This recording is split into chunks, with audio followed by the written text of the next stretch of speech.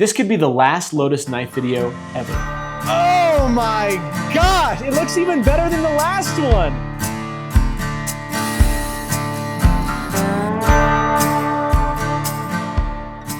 My name is willstelter. I'm a professional bladesmith and I've been doing it for about 12 years now. Now, if you haven't seen any other parts of the series, here's where we're at. I've spent a very long time building a mosaic Lotus flower Damascus and a 280 layer Damascus blade to plug weld those flowers into. Now, unfortunately, where we ended the last episode is I got 21 plug welds forge welded into the blade, but a lot of them have forge weld flaws, which makes this blade totally unviable. So to replace it, what we're doing is doing a thicker blade. I already forged it out of the same material, 280 layers. I drilled 21 holes to be able to plug weld our new Lotus material in there. But if I mess that up, we're totally done. So we're picking up basically where we picked up on the last episode at the beginning. We have our blade done and we have our material. We're gonna start off by turning down the material from 5/8 inch round stock to 1/2 inch round stock so it'll fit into these 1/2 inch holes. But before we turn it, we need to cut it into 2 9-inch long sections so it's a lot easier to turn in the lathe.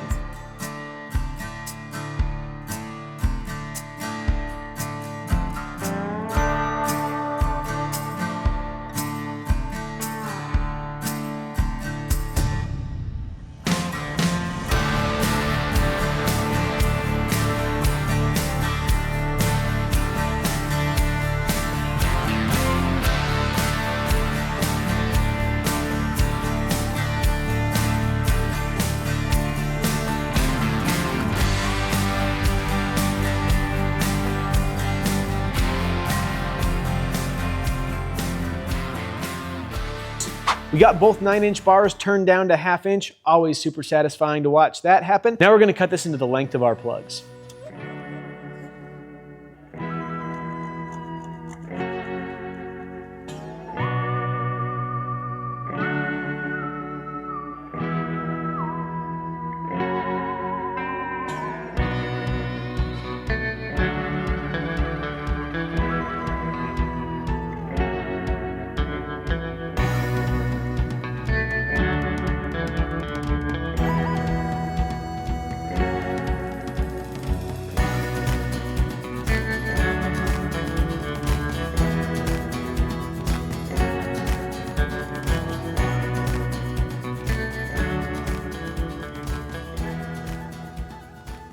Okay, so I just quickly cleaned up the blade just to get the majority of the forge scale off of there so that the TIG welding goes a little smoother than it did last time. I don't want to burn through however many tungstens I did last time. Well, I've only been through 4 tungstens. So we can see now that these plugs are a heck of a lot wider than the blade. That means that when we forge it down, we won't be forging right on the blade steel at first. It'll just be hitting the plugs. And the way that steel moves when you hit it down from the top, it has to go somewhere, and so it goes out. It's called upsetting. And so we're gonna be upset welding it, and this should give us a much more? I should have figured out what I was gonna say when I was saying all those muches. It's gonna give us a lot more movement so that we have that action that we need for it to actually make the contact and get the pressure that it needs to forge weld properly. So now there's nothing to it but to start TIG welding these guys in. I'm gonna try and make them as even as possible. We want them all to be sticking out the same amount or at least close to it. I mean, a power hammer is gonna even them out real quick, but we want them to be close so that we're getting that same upsetting action all the way along the entire blade as we forge weld. Basically the same operation as last time, just TIG welding them in. We're gonna start letting the forge heat up while we're TIG welding, and then we'll toss that puppy in there and hopefully not waste several months of work again. Okay, so I'm actually a little bit different than last time. I'm gonna put them all in while this blade is vertical, and that way I can get them all lined up to where they're sticking out the same amount, and then I can tack them with the TIG welder. I can TIG tack them. And that will be, I think, the easiest way to get them to where they have the same amount of stick out across all of the plugs.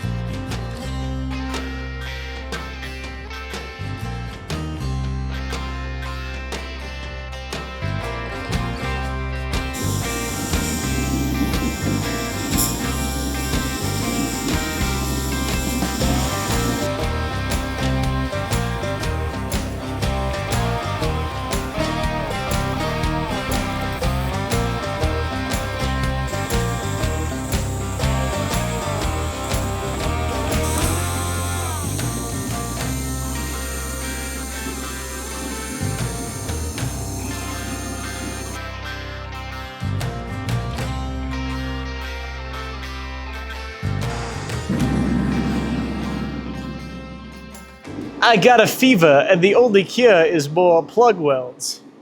Right, guys? Classic SNL. Anyway, moving forward from that, the first 7 plug welds are fully sealed all the way around. But the rest of them are not. And that is because I got nervous. Because these plug welds were heating up to red hot, I was worried that it was going to oxidize inside the welding area and that those might not weld. So that's a potential problem. But if I don't seal them all the way, like I didn't with the next 16, 15, 14, with the next 14 of them, then we have the opportunity to be able to melt out that iron oxide that may have potentially formed with flux. That's not going to be my first go-to. What I'm going to do is soak this billet, this knife, in kerosene. Kerosene is a hydrocarbon, which means that when it burns off, it leaves a layer of pure carbon, which steel can forge weld through. So we're going to soak it in kerosene, then we're going to crank the forge so that it has a very reducing atmosphere. There'll be a lot of natural gas burning in there, so much that the natural gas will have to come outside the forge to burn, which means there'll be very little oxygen inside of the forge. So that means that it won't be scaling up inside those holes, and there will be a layer of pure carbon to help protect it, and I think that will be our best chance of forge welding. Of course, we'll see if the other ones forge weld as well. Maybe they will, maybe they won't, but if they don't, we'll still have enough steel for a really nice Santoku or something like that, which wouldn't be ideal because I have a vision of what I want this knife to look like, but we may have to compromise. Let's figure it out. Kerosene bucket. Good? All right. We'll let it soak in there for a minute, Mormon style, and then we'll throw it in the forge. Ready? Okay, so I'm gonna turn up the gas so that dragon's breath. Come look at it in the front. Big old dragon's breath coming off. That means that there's very little oxygen inside the forge, which will protect the billet. It's go time, people. Woo-hoo-hoo! Yeehaw.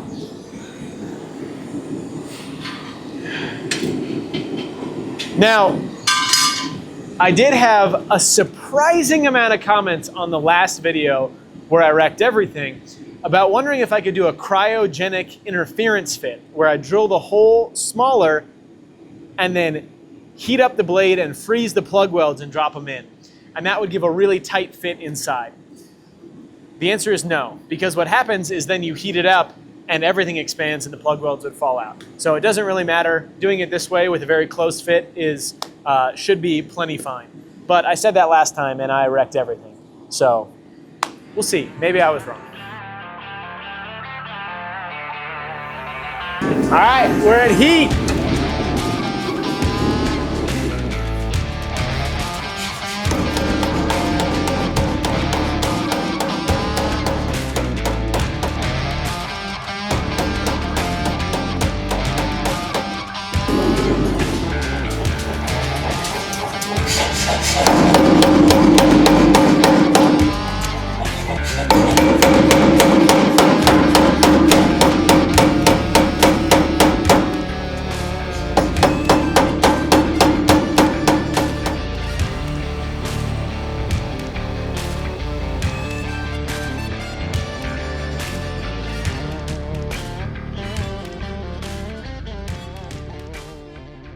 Overall, I think that it's going really well, but just like the last one, there's 2 plug welds that are really worrying me. Interestingly, they're 2 of the ones that I sealed up all the way. It must have just oxidized too much in there or something like that, because it does seem like they're coming open. But it's also hard to tell because those plugs were so much taller, they might have mushroomed out on the top and kind of, made like a mushrooming that didn't want to, fully weld. But I don't think that's the case. I'm pretty sure that they just didn't weld. They were both close to the edge. So what we're gonna do is whack on it a little bit more, get the bolster where I want it, and then we're gonna let it cool down and grind into it and see what we got.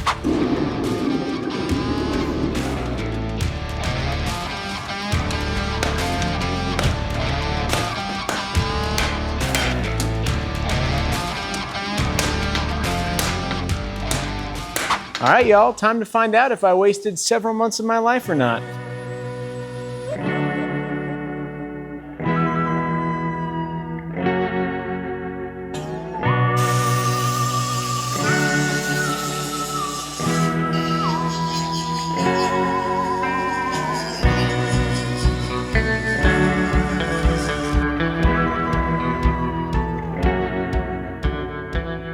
Okay, I was feeling really bad about this for a minute, but then I saw these intersecting lines here, and it made me feel a lot better. It makes me think that it's not actually, we're not into the actual plug welding yet, because I know that those weren't touching before, so I know that that is the mushrooming that came out from the top of it. And so I think that we're gonna be pleased when we grind into it. We'll see, but I'm pretty sure that when we started to forge the tops of those plugs, it kind of mushroomed out a little bit and then stuck down on top and didn't forge weld. The actual plug welded part should be good.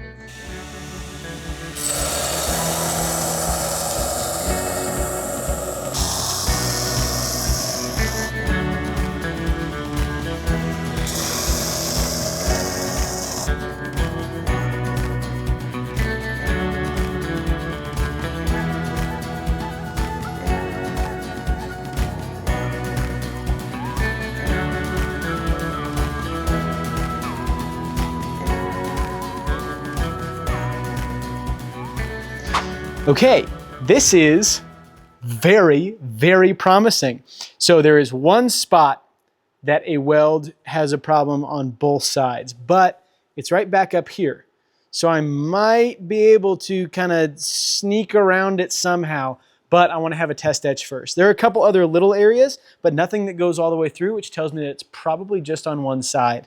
And so, yeah, we've got the spot on this tile here. We've got a spot near the edge on this side on this tile, and we've got a spot right there near the heel on that tile, but it's only on one side for both of those. And then we got one spot right there, but again, only on one side. So overall, very, very exciting.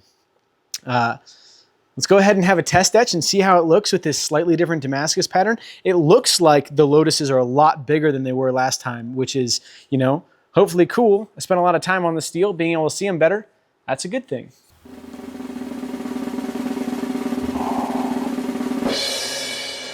Okay.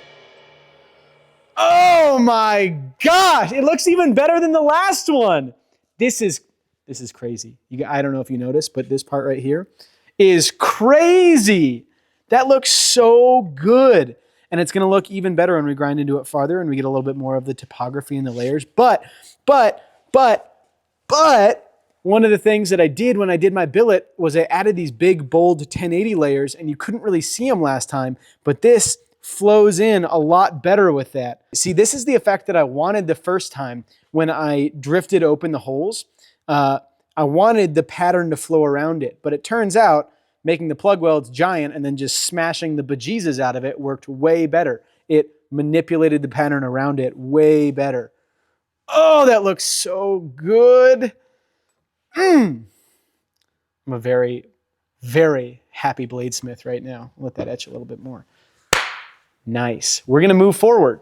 Those little issues are things that I feel comfortable. I mean, we're going to have to see if we can get around that one, but I'm pretty confident. We might have to like forge the angle of the bolster to make it a little bit different, but I feel pretty confident that we'll be able to get a killer knife out of this.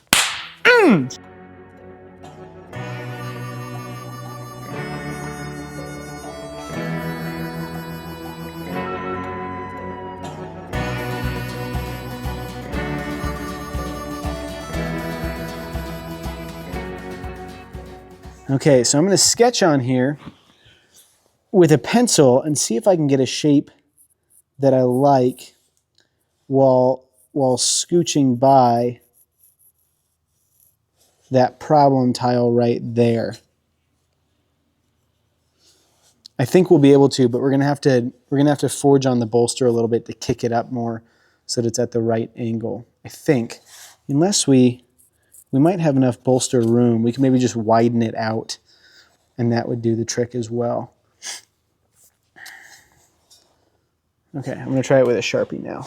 High stakes.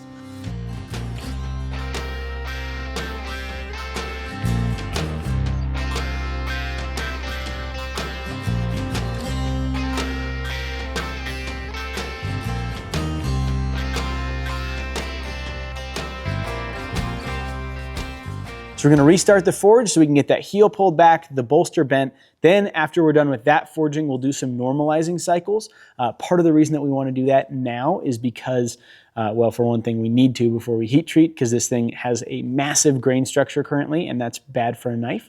But the other thing that it's gonna do is, because we ground off all of our forge scale material on the outside, if we were to heat treat it right now, it would not do particularly well. It would probably bend one way or another real bad, and we don't want that to happen. We want it to stay nice and straight the way that God intended. Is it okay if I say that? Is that funny? Yeah. And it'll just make the whole process go a lot smoother. So let's fire up the forge. Yeah, let's do that.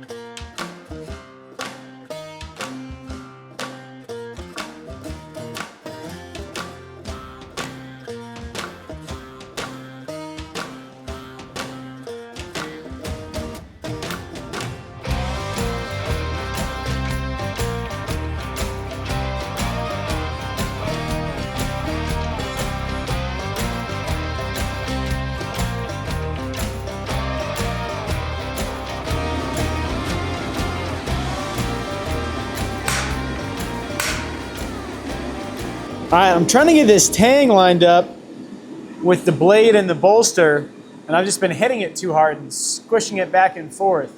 There's a little bit of wiggle room to grind in there, but I like it to be pretty dang close. And right now we're just out. It's too far this way. We got to scooch it that way just a tiny bit. Got it. Ladies and gentlemen, we got him.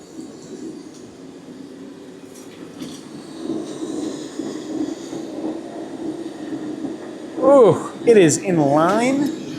Okay, so I was going to profile it before I heat treated, but there's no reason to do that. I'm gonna do all of that after heat treat. So we're gonna heat it up to 1475 degrees, let it austenize for about 15 minutes, come up to heat, let the grain structure get where it needs to be. Then we're gonna quench it in Parks 50 quenching oil, and then we're gonna temper it for two 2-hour-long cycles.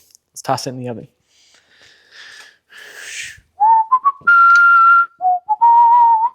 The skin. All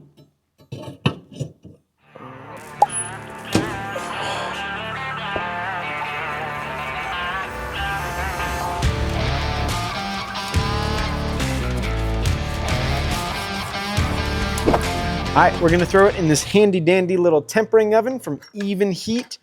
Even Heat makes absolutely superb heat treating ovens and tempering ovens. These are a great little unit, a lot less expensive than their normal kilns. They pair very well with their kilns. I very highly recommend them. The Even Heat guys are absolute homies, and they make a great product. All right, so we have heat treated it. We have tempered it. It is now ready to be formed into the final shape that we're gonna do. Now, originally, I was planning on doing a Western chef's knife shape, but I prefer Gyudo shapes generally. This is kind of my signature shape, and I have enough steel to get one of these out of it, so that's what we're gonna do. Next step, what we're gonna do is grind off the flats of this, get it all cleaned up, thin it out just a little bit, grind off a little bit of our bolster, and then from there, we'll be able to do a test etch, see exactly where all of our flowers are sitting, and then we can scribe around and figure out the exact shape that we're gonna do, and then we'll be able to grind it to that profile, and it'll be one step closer to being a finished knife. By the way, this little knife right here, this little unit, will be available for sale. I'm gonna carve the handle to kind of match this rad pattern in the blade. But Stay tuned for this guy, because this is one that I'm working on also.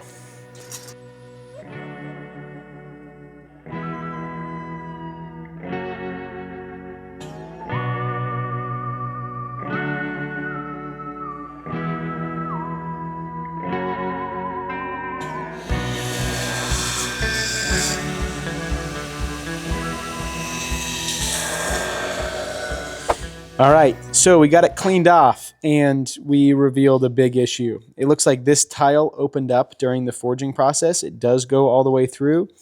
Other than that, this one is still a faint line, but we saw that before and it doesn't look like it goes all the way through, so that should grind out.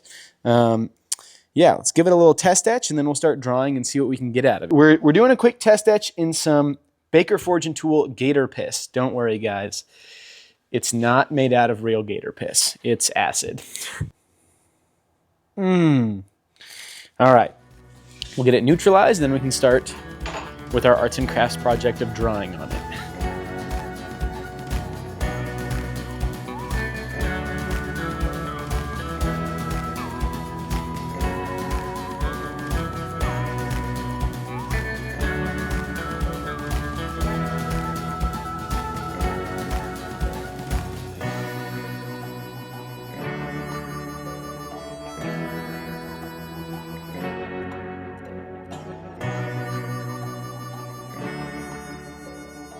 Okay, so I think we have a good plan of action. I'm gonna go for this shape right here, which is definitely curvier than what I normally do, but I do think that it still looks good. And if we add some more aggressive curves into the handle and some interesting stuff like that, it'll be really nice.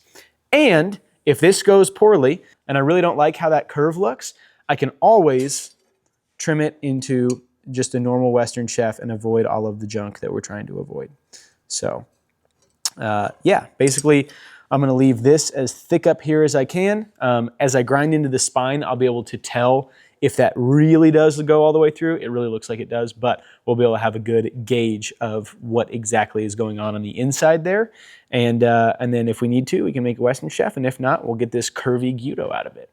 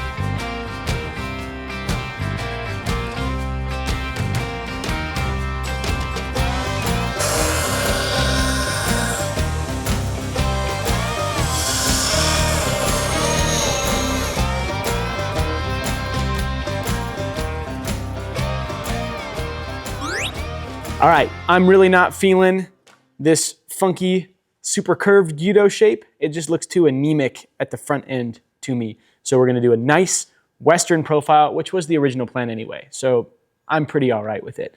This is how far I had to grind down to get that stuff out of the spine of it. But in the end, we'll be able to get that nice Western profile out of there. Kind of a cool, like, Lotus flowers, very Eastern thing. Western chef's knives, believe it or not, very Western thing. So yeah, I think it'll still look super duper nice. Reverting back to the original plan. Let's go ahead and grind off the last little bit of that meat. I did count, and there's 16 Lotus flowers left in this blade, which means that 5 of the ones that we plug welded in there aren't even gonna make it into the knife shape. Kind of a bummer, but it's all right. Let's go back to the grinding room.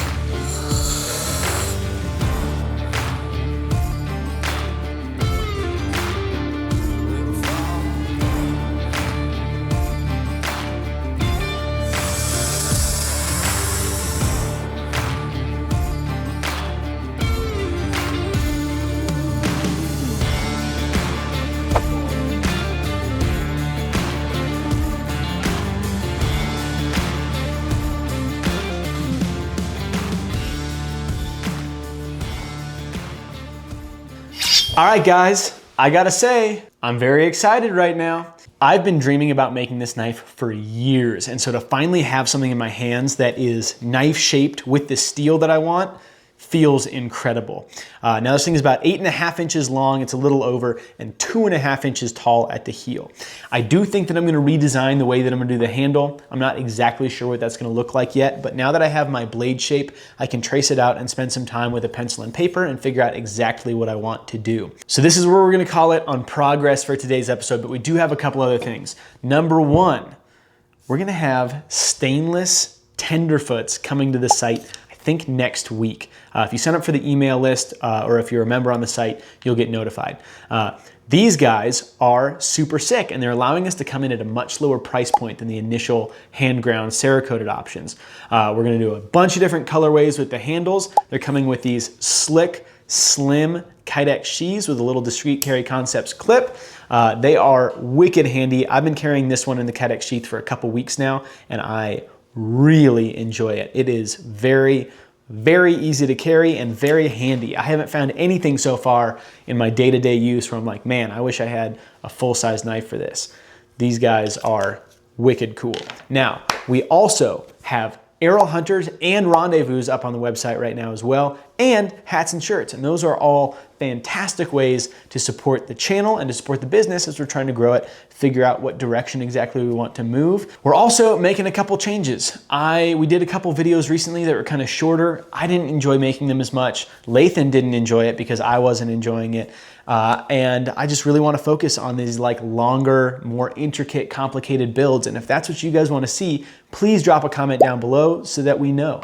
Otherwise, we don't know. We're in the dark and we'll probably just have to shut down the YouTube and go move into the woods and fight bears for a living or something. If you guys enjoy these longer builds, please let me know. If you guys like the new, I think this is where we're gonna start doing all of our intros and outros, but we want to spruce it up a little bit. So if you have some ideas of what to throw up there in the backdrop, let me know. I'm all ears. And another thing is that we're very appreciative to our patrons. Thank you for patronizing us, guys. With that, I will see you on the next one. We're gonna get this thing way more knifey in the next episode. Adios, bye-bye.